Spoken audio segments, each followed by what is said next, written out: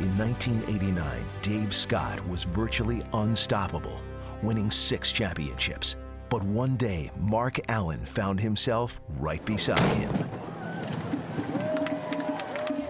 We met very early on. I think '82 was the first time that we had met.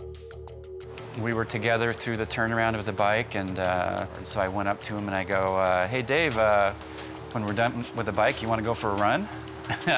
He looks at me and he goes, who are you? You know, and I said, well, Mark Allen, and he stopped talking, conversation was over, clicked his bike into a big gear and took off, and he won his second title that year. I didn't cross the finish line, but, you know, the dream was born that, you know, here I was with the best in the world for 4 hours of the race. Maybe, just maybe, I can be the champion someday. I won in '82, '83, '84, won in '86 and '87, and I wanted to keep that title. So in 1989, we met for our big battle.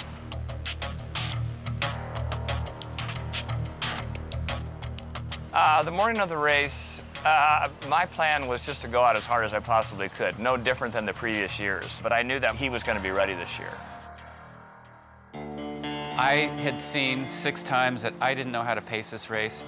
He had won the race 6 times coming into it. He clearly knew how to pace it. I liked to dictate the race. I liked to mentally feel as though I was in charge of the race. And if Mark wanted to sit behind me, so be it. So in '89, I stayed with him the entire way on the swim. I stayed with him on the bike ride. I shadowed him the whole way. I thought, you know what? You're on such a fine line that an inch lost or a second lost can be a race lost. But it's going to come down to the marathon. And I just thought, well, I'll just do these little surges and it'll be fine. He was setting a pace that was absolutely blistering. The miles just kept going, and it was clear that neither of us was able to do anything to break the other one. And so it was just going to be a foot race, and I didn't know how long that foot race was going to last.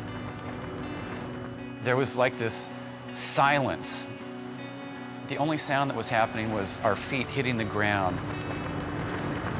We were both feeling the wear and tear, and I looked at the 24-mile mark on the side, looked up at the top of Palani Hill, and said, it's coming up.